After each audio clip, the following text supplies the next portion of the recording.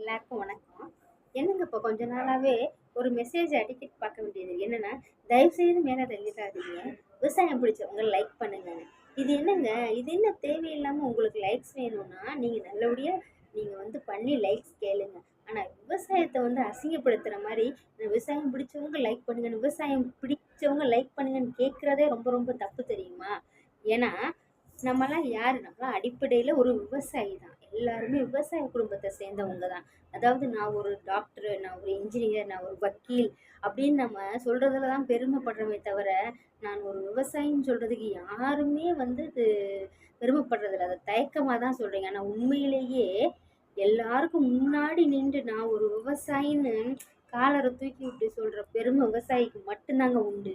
அவர் யாரையும் சார்ந்து இல்ல. அவரால தான் பல பேர் வாழ்ந்துகிட்டு இருக்காங்க. ஆமாங்க.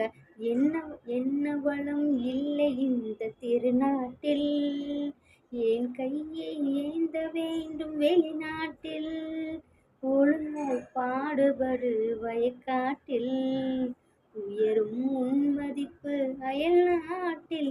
அப்படின்னா உன் மதிப்புனா அது அந்த விவசாயியோட மதிப்பு இல்லைங்க, நம்ம நாட்டோட மதிப்பு. சரியா?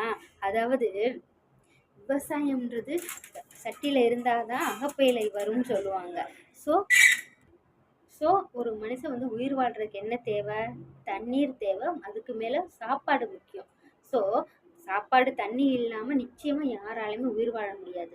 ஸோ அதை உற்பத்தி செய்யறதுக்கு ஒரு ஆள் தேவை. சட்டியில இருந்தாதான் அகப்பையில வரும். அப்ப நம்ம நம்ம சாப்பிட்டுட்டு தண்ணி வேணும்னா என்ன, நம்ம நிலவளம் நல்லபடியா இருக்கணும்.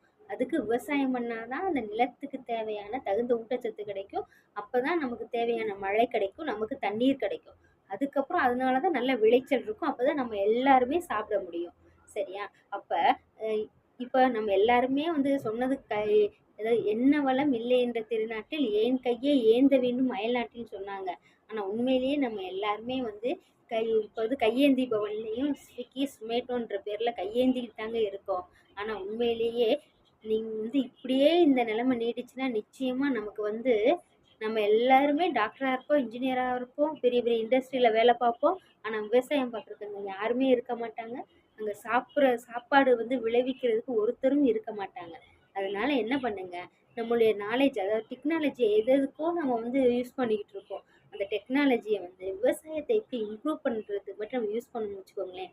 நிச்சயமா நம்ம சந்ததிக்கு அப்புறம் நம்மளுடைய வருங்கால சந்ததியினரும் நல்லபடியா வாழ்வாங்கங்க. ஸோ விவசாயத்தை போற்றுவோம்.